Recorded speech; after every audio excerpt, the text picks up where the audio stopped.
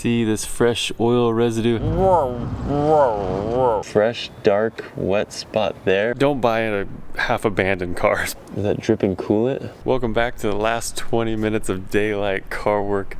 Working on the DC2, not really by choice, just because as I drive it, more stuff breaks essentially. So here's what's going on.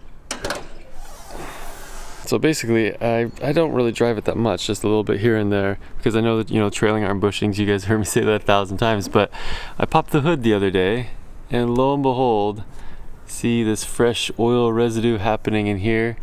I can only assume it's the VTEC Solenoid or the plug leaking down there. So I got those from Honda. So we've got the main gasket with the filter in it, part numbers there, and then the upper gasket, or O-ring I should say, and then the plug as well. So it's basically just like, as I've been using the car, everything that's old has just been kind of crapping out. So like last time, you know, slave cylinder, clutch master cylinder, like once I drove it, it's like, oh, those are dying. Once I drove it more, and then now these O-rings or gaskets or whatever are dying as well. So don't buy in a half abandoned cars, basically. That's the moral of the story, because you get into stuff like this. Engine bay still looks pretty freaking amazing. Let's just fix this oil leak. I'm going to start with just the upper one first, because I'll have leverage to break the nuts, and then I'll put it back on, and then I'll do the lower, and then when it's off, I'll do the plug. So let's do it.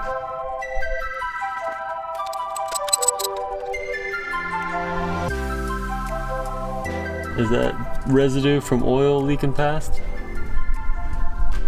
A little flattened, but it's still it's not super brittle, so maybe it is doing okay, but we'll get a fresh one in there anyway. And this is the VTEC Solenoid, and the factory service manual says make sure that guy moves, and it does, so that's good.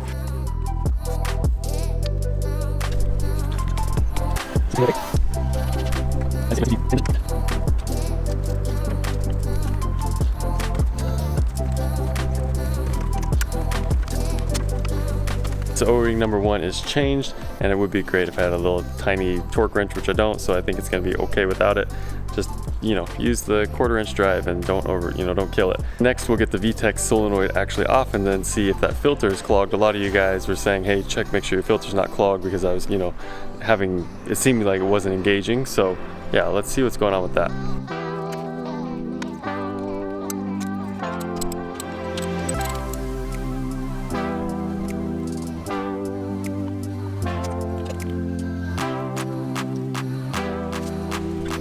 Here it is on the ground, VTEC Solenoid. The O-ring is super flat and crushed. Let's see if I can get it picked out of there.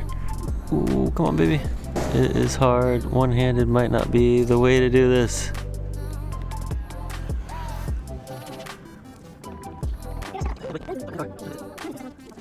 Alright, so there's the part number for the new solenoid gasket, and here it is.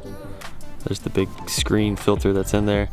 I got that all cleaned up, just, brake clean on a rag, got the residue off there. And then here's the old one, and the old filter. You can see little specks in there. It's definitely not fully clogged. If I wipe my finger on it, you can just see it's breaking, like the oil film covering the screen. So it's a nice peace of mind to confirm like that is not clogged. But Nagano-san at Honda, when I asked him like, hey, could this be the reason why my VTEC Solenoid is acting like it's not working? He was just like, I've never seen this screen get clogged enough to prevent VTEC from working. And he was just like, it's really hot oil that's going through there. So I think it would take like some crazy sludgy old engine, or some like sediments, or I don't know, like really contaminated oil or RTV or something to clog this, and then I don't know if it'd clog it enough to stop VTEC from working. If you have a dead VTEC, I don't know, it's probably not that. You're probably leaking oil and you can't build pressure or something. I just thought it was interesting, because it was like real world Honda mechanic, been doing it for like, I don't know, over 20 years, and then kind of what the internet says to do. So we'll get this back on there, but first I gotta do that plug.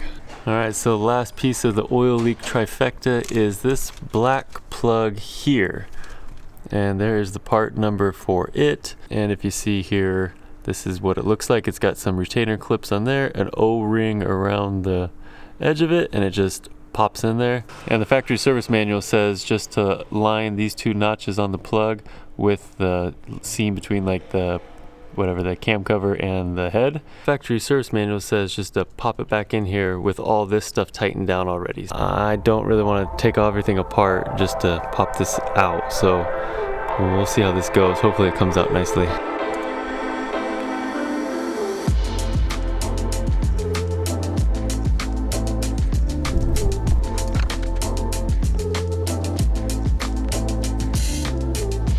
So that was a stressful moment there where you saw a couple screwdrivers and it came right out, and all the prongs are still intact. And I just drove the car before doing this, so everything's still warm, so you know the plastic might be a little more or a little less brittle, or you know what I mean, a little warmed up. Yep, the O-ring's nice and hard on it too, so that dark residue down here could be the source of the oil leak. It could just be coming out of there.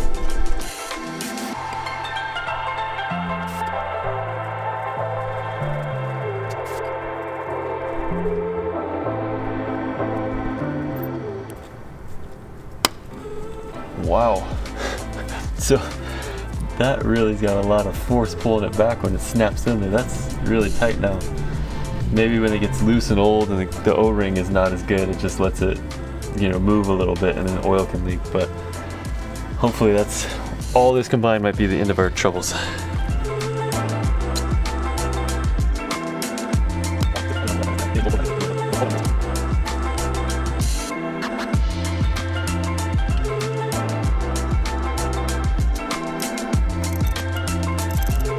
So next morning, I started up, checked it. Doesn't seem like any oil leaks at the moment. You can see we're just winding through some narrow roads right now. Gotta run some errands today. We're going out to pick up some parts from the shipping center, and then stopping by Sakura Motors, dropping off some parts to Hiroshi, and checking out progress on the 180, which he's really doing well with it. So I'm excited to take a look at that because it's been a minute. We got Family Mart here. Let's pop in there and just make sure we aren't leaking anything. Well, it looks like the cam stuff is all, the VTEC stuff and the cam plug are all sealed, but it looks like that's fresh, so maybe it's the corner of the valve cover gasket leaking. I don't know, maybe I missed it when it was dark, but like it's for sure there's moisture there. I'll have to spray it, wipe it again, and reset and see if it leaks again, but it doesn't seem like the VTEC solenoid or the cam plug, so that's all good. Well, pickup was a success, if you can tell by the box behind me, but I sat there with my foot on the brake.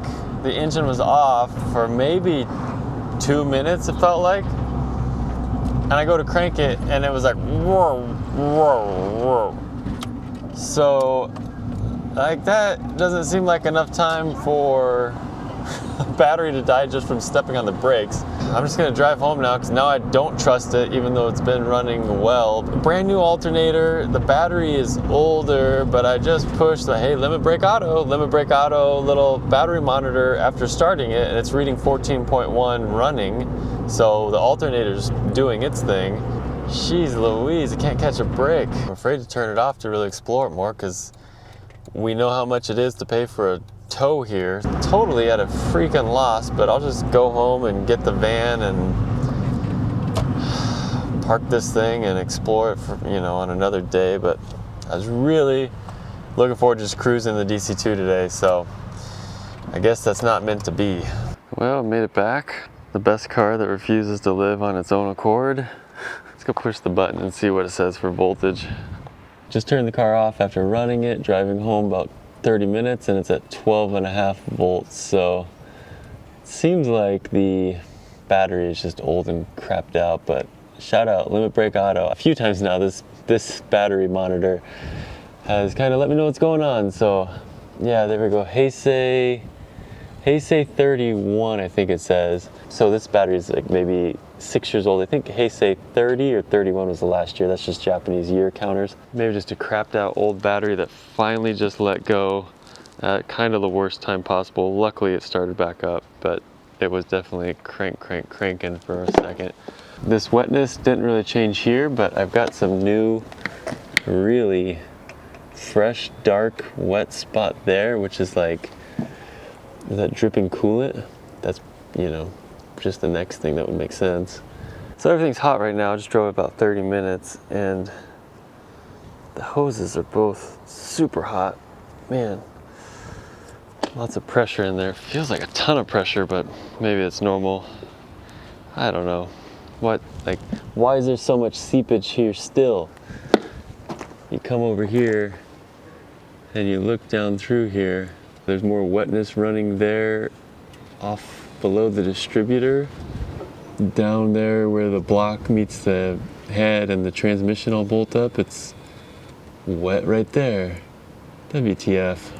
All right, so now in the van. Right now, gotta go over to storage and get some parts. Gotta grab some wheels, and then I gotta get some fenders for Hiroshi. Then we'll go over to Sakura Motors, drop off the fenders, check out the 180, the progress he's making on that. Like, he's covered a ton of ground, so yeah, let's get going.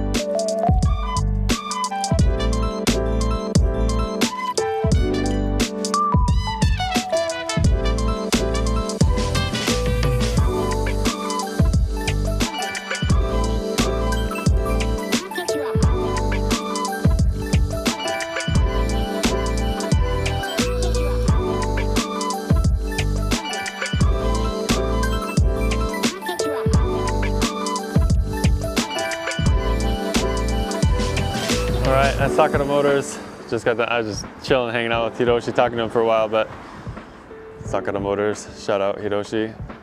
And here's the 180 coming along, looking like a car, no engine in it. I need to put some sort of like B-roll in here of what it looked like before for people who didn't see the previous video. But yeah, he said he found a core support. So he got a new core support in there and then ended up pulling it out as best as he could. Got it repainted. So yeah, next the engine will get fitted up. But I mean, if you saw the other video and how crashed it was, this thing is coming along. Of course, there's like some leftover little bit here, but like, yeah, saving it from what it was. Oh yeah, there you go. Hiroshi's there. Yeah, all this. Oh, so that's the pieces from the new core support that he put on there. So yeah. あともう少し。少しからもう入れる。これないと危ない。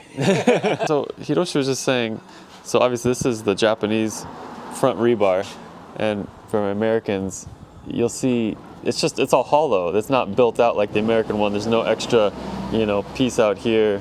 It's just super lightweight. Japanese style. Yeah, only Japanese style. It's like just one layer of metal. It'll get cut for an intercooler at the bottom there, but he reinforced the core support to the frame rail, tied all that together, because S13s, especially, through here, they love to split away, and the core support separates from the frame rails.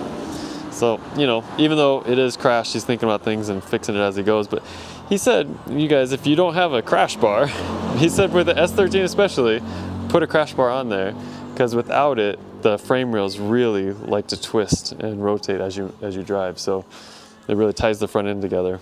The 180 is coming along, dropped off the fenders, great success there. He's still trying to figure out what he's going to do with the car, so if he uses them or not. Either way, but at least they have a home with someone who has an S chassis. And in telling Hiroshi my predicament with the DC2, he was like, that sounds like the starter might be dying. So that kind of sucks, but maybe it would be good just to change it for the peace of mind, changing parts like I've been doing. Ridiculous. But he did give me a battery. He's like, oh, but I got a free battery here. You can take it. Now I have a battery I can try as well. I just don't know, like, it's such a weird thing. But anyway, enough of that.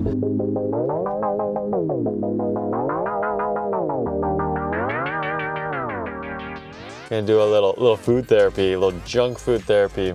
I will show you guys the combination. Family Mart coming through with the goods. First up in our junk selection, my new favorite, Boss, of course, but it says double cafe latte. So as you can see, it's like a milky, sugary cafe au lait, cafe latte. But this is in the hot section. You can see it says hot on it. So there's a warm section usually up by the register, and these are warm. So a little warm Boss coffee double cafe latte. Like, this is the jam right now. Next up, to pair with the junk coffee, you got your junk bread. These are in all the convenience stores. Each convenience store has their own variety. This is Family Mart, but this is, I'll open in a second, mochi chocolate chip bread. The texture, you can see how it just squishes. It's incredibly soft, and it just makes for a really chewy, chocolatey, like almost doughy texture. Maybe it doesn't sound good when I describe it like that, but man, that with some Boss double cafe latte, that's it. Yeah, it's just like a sweet coffee. Morning at home, drink coffee black, but yeah, in the afternoon, it's always a junk coffee like this. And this just happens to be my favorite at the moment. So, all right, so snack time is over. Thanks for watching. But if you're in Japan, be on the lookout for something like that.